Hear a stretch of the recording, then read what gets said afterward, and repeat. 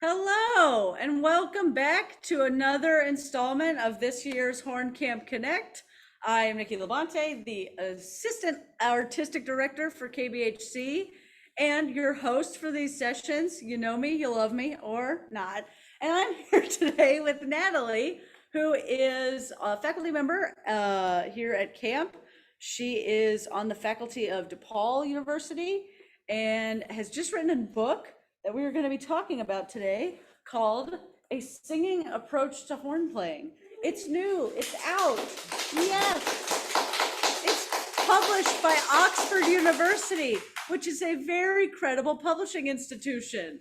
You know, actually, having never published a book before, that was like a whole thing in itself. Yeah. I started with Oxford and they got back to me right away. And they were interested in it. So like, who knows, like that was my reach. Cheers to you, Oxford.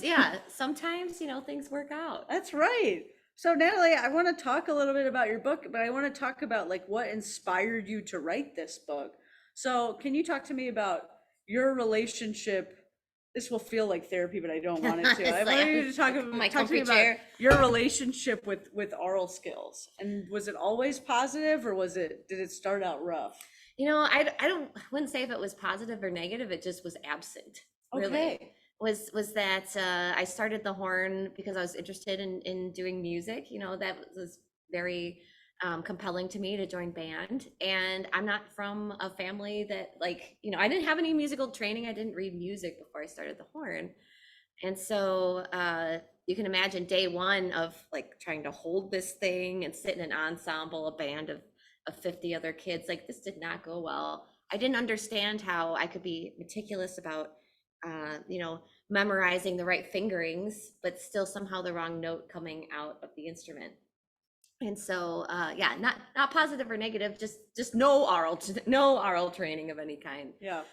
So then I was very interested in becoming a music teacher because I was really, despite being pretty terrible and hitting wrong partials all the time, really did enjoy music. And it wasn't until freshman year, had to take aural training class, as everybody does. And we started singing on solfege using the do, re, mi, fa, sol, la, ti, do, using that system of syllables to be able to sight sing, to look at the page and to hear the note on the page. And I thought, oh my God, this would have been so helpful about 10 years ago. And that was like my real like pool of light, coming in from heaven, like moment. There was a moment in orchestra actually where we were playing a piece. I was in like a chamber orchestra freshman year, and we're playing a piece in B natural, horn B natural, concert E. And my first note was F sharp on the top of the staff. And F sharp, E right below it, and G sharp above it. Those are all trigger 2 fingerings. So we've got 3 notes within a major third that we can play on the same fingering. And up till that point, I would have just pressed down trigger 2 and been like, hope F sharp comes out. Said a little prayer. And hope for F sharp. Hope for F sharp. But in that moment, I thought, wait a minute. In B, F sharp is sol, and I could hear sol above do, tonic, in the orchestra. And I was like, oh my God, I'm gonna play the right, like I can hear the pitch I want, and I'm gonna play the right one. But that was, again, I was like 18 or 19, and I started the horn at 8. Yeah. Like, why did I have that moment 10 years into playing? Yeah. It was just seemed so delayed. So that was honestly what inspired the book. In many senses, it's like autobiographical because I just know what I needed. And I, frankly, now that I teach, what so many students need, because missed notes are so often misheard notes. Yep. So when I kind of started integrating these things, people kept asking, is there a manual? Is there a book or something that you recommend? And so, or why don't you write one? And so I did. So here we are. Yeah. I like that. Missed notes are often misheard notes. It's true. Yeah, totally. And I don't think that your experience is necessarily unique. I mean, I don't think that I got any sort of aural skills training until college. And even then, I feel like I thought that the way that I was going to get better is I was just going to spend a bunch of time in the practice room. And I remember I figured out, I hope you're not watching Aural Skills Professor, but I remember figuring out that my TA would only call on me once every other class. And so I would prepare one exercise every other class. And That she'd was ask your for vol- magnum opus. She asked for volunteers and I would shoot my hand up and I got through that whole class because I was like, well, I don't know, I just want, maybe I should just be practicing. And then, later in life, like started to get that oral skills knowledge and yeah, it makes things a lot better. It sure does. So, you discover oral skills, light from the heavens enters, amazing. What, inspires you to like actually like start pursuing this more as like a like specialty in your like horn playing and horn teaching, instead of just like yeah, thumbs up endorsing oral skills, Yeah. So I, like said, was always interested in teaching and then pursued an academic career. And I did my doctorate at CCM with Randy Gardner. Who was on faculty for week one. Week one, absolutely incredible teacher, mentor. Like he's still my Yoda. I still ask him for advice on all kinds of things. And he recommended, I asked him, I said, how do I become faculty after I graduate? I didn't want to be sort of in perpetuity, kind of floating around in like ABD land, right? And so he said, you got to start speaking like yesterday, and I applied to, there was actually a lecture opening when Bob Hoyle, also Faculty of week one. That's right. He hosted an IHS symposium at UConn. And I put a lecture proposal together. I'll be totally, also hope you're not watching, Bob. No. Sorry, When I found out there was an opening, I only had like a week to put this proposal together. And like said, ever since freshman year of college, I've been like, man, solfege, this is so helpful. And I always kind of started singing my own stuff on solfege and thinking in solfege, but I didn't have like legs in terms of teaching it or really know anything about methodology. So I put a lecture proposal together, having no clue how to deliver on any of it. I was like, I think I called it a singing approach to horn playing or something like that. But my like discussion of methodology to include the incorporation of solfege into applied study and the use of like all That this sounds great. stuff. And I was like, man, this sounds like a great lecture. Zero idea how to do any of it, but like I want to go to that lecture. So it was approved, and then I actually had some time, at least a couple months, to figure out how to do this. And so I went to, at CCM, there are a number of music education faculty that specialize in the different like methodologies like Suzuki and Orff and Dalcroze. And so I went and I met with all of them individually and just asked, like, can I see some materials that represent kind of what you're about and how you teach? And when I met with our Kodai specialist, Ava Floyd, shout out to Ava Floyd. Dr. Ava, if you're watching, thanks. I can actually remember, like, I remember that meeting. Like, that was like a day of my life, like, yeah, hugely crucial, like, something that like still to this day inspires me. And I'm looking through all these materials and I'm like, oh my God, this is perfect for horn. Like this just like I don't even have to like adapt these. Like I could put this on the stand right now and use it. The most immediate thing being that it's all singing based. A lot of these methodologies, like Orff, like they've got these like little xylophones and things, and I was like, like not another instrument. I don't need to like I didn't want to like take a cart of materials with me every time I like moved from place to place. It's all just singing based. It's about making yourself the instrument. And so it was just all these tie-ins. So I fell in love with Kodai that day.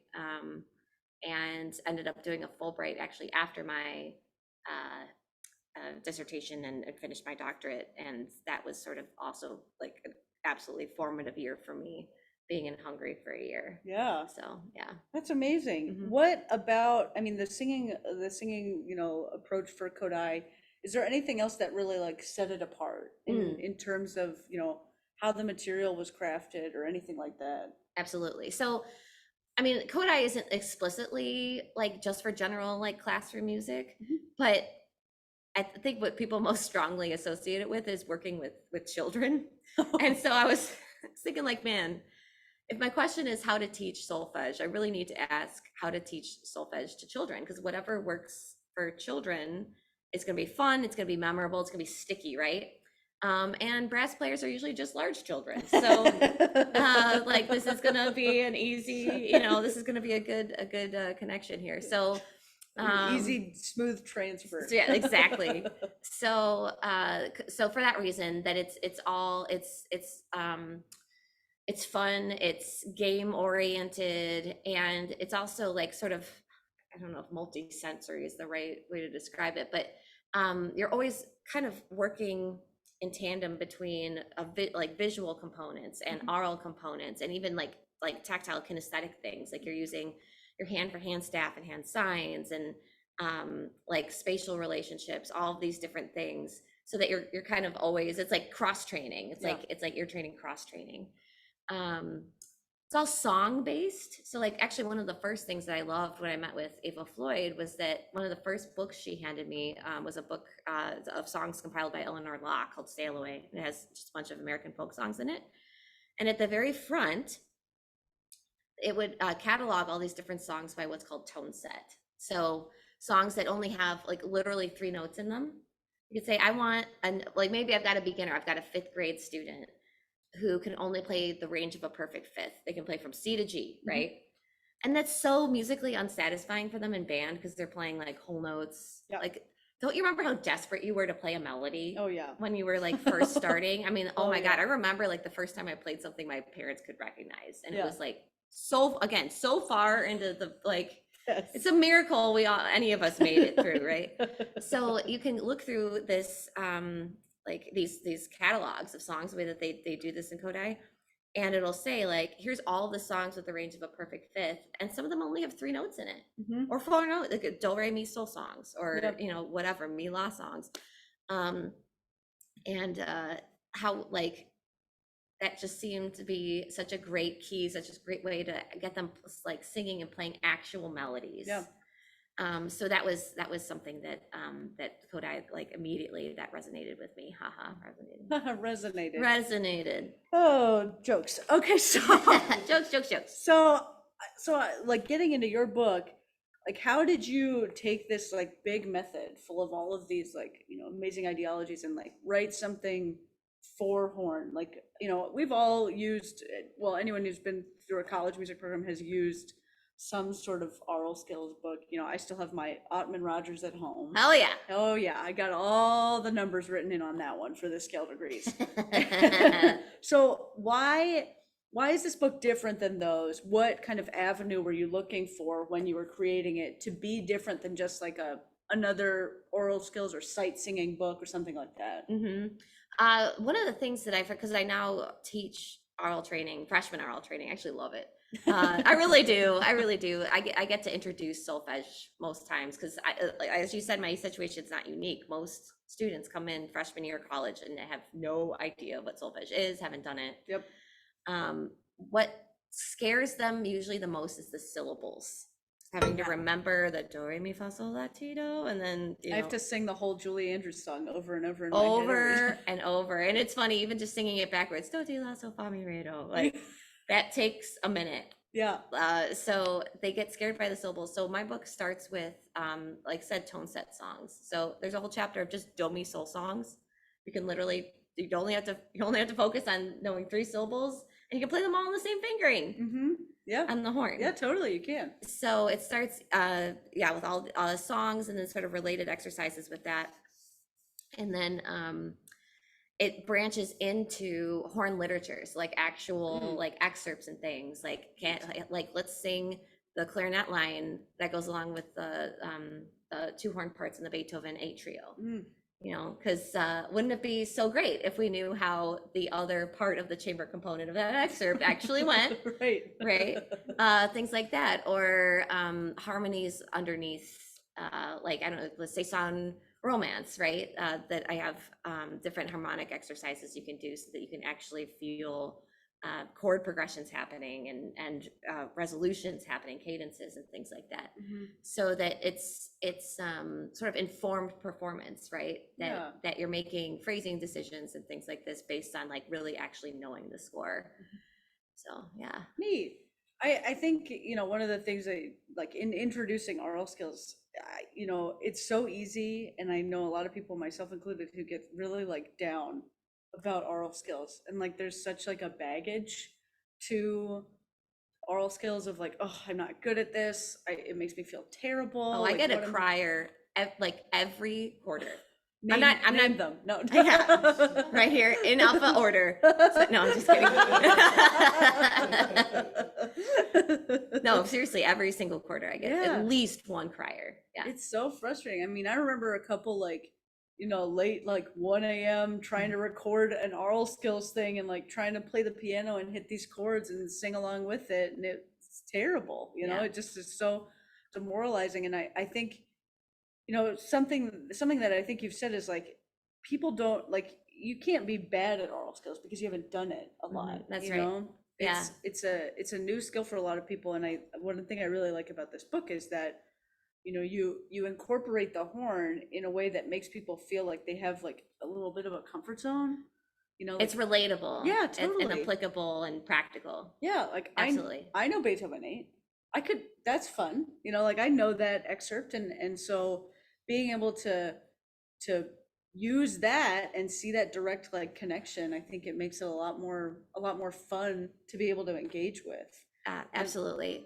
Well, and you touched on something too that I think so often in the undergraduate curriculum, not everybody has a like oral skills like moment like I did, where I'm like, oh my God, this is so helpful, and I'm going to spend a bunch of time practicing it, Yeah. where it's sort of just like shotgunning all this information at once, and you're trying to practice and do all these classes and also like adapt to college and whatever else. And so you end up like you just doing whatever you had to do to Hacking get the by. system. Yeah, hacking the system, life hack, solfege life hack. Right. And so it's all just sort of like party tricks if you don't then take it out of the classroom and apply it to your repertoire, right? And Yeah. so a lot of what I wanted to do was create materials that did that, that you could look and see like, okay, this is how this applies to Strauss 1. Like here's sing the bass line to Strauss 1. Yeah. While you clap the rhythm of the horn solo, so that you're aware, you're thinking like polyphonically, that you can actually like how much better is it going to go the first time you rehearse with the accompanist if you're aware of that. And something important too that you said and that I remind my students all the time is that for so many of them, as we noted before, they have not done any kind of oral training before freshman year. And so like when I get the criers, who just think that they're terrible musicians and people, right? Because we usually tie those two things together. Right, of course.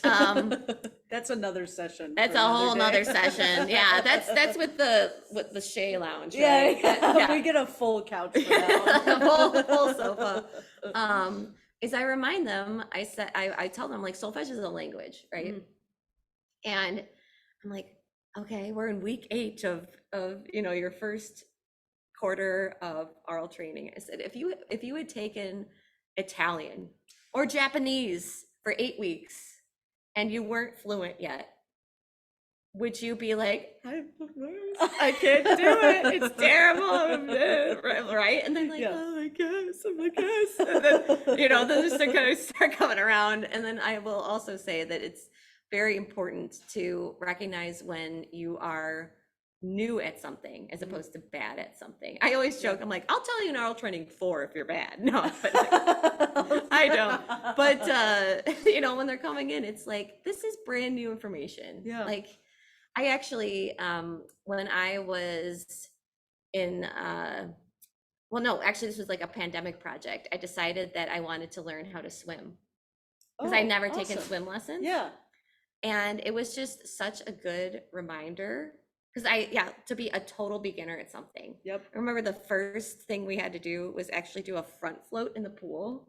Like you literally, all you had to do, you didn't have to do anything actually. Yeah. It was just float, like take a deep breath and float. Yeah. And I actually was terrible at it. I really was. I was like, I can't believe I am failing at floating right now. But I had to like remember my own advice. You know, it's like you've never had swim lessons before, and you're 35 years old. Right. So like you're not bad. Body's a little crusty. Yeah. I used to say also that when I was in undergrad and I was taking all the different methods courses, because like you have to learn how to play the flute and the tuba and the clarinet, that most of the value of those classes, even more so than actually like learning how to like kind of play the instrument, was just to remember what it was to be a beginner again. You know, because Totally. you get so good at doing your thing, whatever Right. your thing is, and kind of forget like, oh, you know, it becomes so intuitive and intrinsic. Yeah. Like you have to think so methodically about how to introduce something or how to be a beginner. So Well, and I remember, you know, when you were working on the book, you sent me a couple pages and I would work on them. And, you know, at this point, I'm getting paid money to play the horn, and that is excellent. excellent professional musician here. Yes. And I started the book and I like had to spend a good amount of time on those exercises, you know, because they were new and different. And I was like, wow, these are really, I mean, they were really fun and really helpful. And I loved spending time on them. But I was like, yeah, I have to, like, this is not the same. Yeah. And, you know, even like, just because I have a nice sound, it doesn't mean that I know exactly how it's to not just like picking up the horn and I'm not so good at clapping or at tapping the beat, the pulse with this hand and the rhythm with this hand, you know, and that kind of thing. And so, yeah, I think that's a really good reminder to, you know, like humble yourself a little in your practice and like embrace the bad a little bit. You know? yeah. Roll around in it. Or embrace the new and not just the bad. Yeah.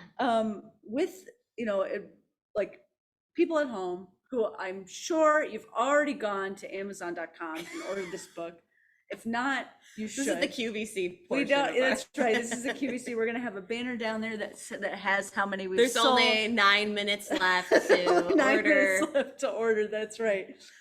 So while they're waiting for the book to ship, what are some things that they can do to start incorporating aural skills into their practice, like to make it better? Absolutely. So I mean, you don't have to reinvent the wheel. Just sing a lot of your repertoire, you know, and if you don't have the solfege yet, sing it on Lulu's. One thing, and I actually was doing this with groups yesterday, that I will say, I think like the most critical skill we have as horn players, in my opinion, I don't know if people can test me on this. I think honestly, the most critical skill we have is our internal hearing. Because whatever it is that we hear in our head is what we buzz, is what goes through the mouthpiece and comes out of the bell of the horn. And so you can practice inner hearing just by say, okay, I'm going to sing this etude I'm working on. I'm going to sing the first 8 measures. I'm only going to sing the quarter notes out loud. Everything else I'm going to just hear in my head. Or I'm going to sing every other measure out loud, or whatever. Do some like inner hearing training and see how accurately you can sing. Well, first of all, sing all of it out loud. See how accurately you can sing everything. But then when you're doing, when you're trading off between inner hearing and actual vocalizing, how accurately you can keep pitch in your mind. So things like that, just singing in your practice. And that honestly will make you a more efficient practicer for a lot of different reasons. The first just being that, like we said, missed notes are so often misheard notes. And you'll probably end up fixing things that weren't technical problems to begin with.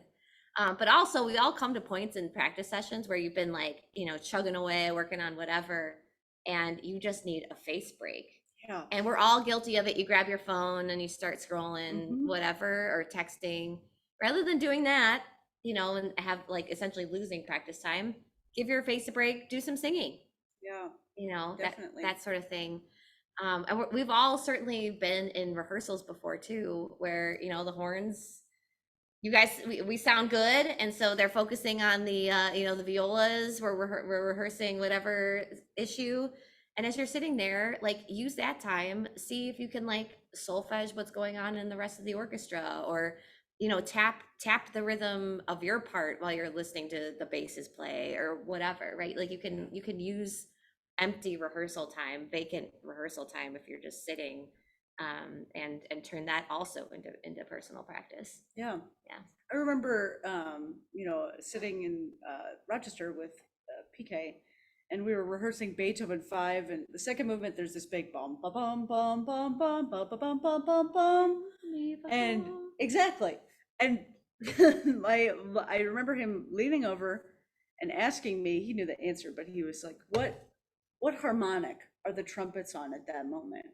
And like I had to figure out like what the solfege was and then what harmonic. And then he's, you know, I told him, I I hope he's not watching, but I think it's the fifth harmonic that they're on.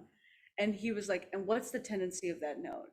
And I said, sharp. And he says, so we need to make sure that we're opening up our hand so that we can play in tune with them. And so it's like, Wow. I'm not saying that I can do that level of high speed processing, but all that is to say, like when I had that moment, it was like this aural skills is like, and being able to identify what member of the chord you are and all of these things is like directly transferable to like playing better in an ensemble with other people. Absolutely. You know, it's not just like being able to hear what note you want to come in on. It's like even subtle things of like, you know, okay, I'm the fifth of the chord here, or I'm playing with somebody who's like on their fifth partial, and I need to make sure to open my hand up to like get that, to achieve that, you know? 100%. I mean, like in that Beethoven 8 that I mentioned earlier with the clarinet, it's like it's triplets versus eighth notes, you know? So like one of the tasks that I have the reader do is like sing the horn one part while you're tapping the clarinet rhythm. And all of a sudden you're like, oh, dang. Yeah. This, you know, like if you're not aware of that and you're trying to like line up your, you know, whatever. Yeah. It's that kind of awareness. Absolutely. That, Totally. that makes you, like I said, an informed performer. Also, I realized I misspoke. It is the sixth partial, so I'm sorry out there to everybody who was judging me and my partials. It is the sixth one. Yeah. Well, this has been. I've loved this conversation. I love this book. If you haven't already, it's not too late. You still have 5 minutes left on the deal. You could go to Amazon.com right now and order A Singing Approach to Horn Playing by Natalie Grana, who is here with us today. Wow. Natalie, thanks for being here. Thanks for all your insight and expertise, and thanks for all your work on writing this book. And Nikki, it has been a true pleasure. this has been so fun. I just can't think of a better way to start my day. I can't either. Well, tune back in tomorrow at 4:15, and we're going to be talking to Bernard Scully and Frank Lloyd, and we're going to be talking about Once More with Feeling, Artistry and Repetition. And I think it's going to be a great talk. Thank you again, Natalie, for joining us. I will see you all tomorrow at 4:15. Mark your calendars. And thank you guys. Have a great rest of your day. Bye-bye. Bye.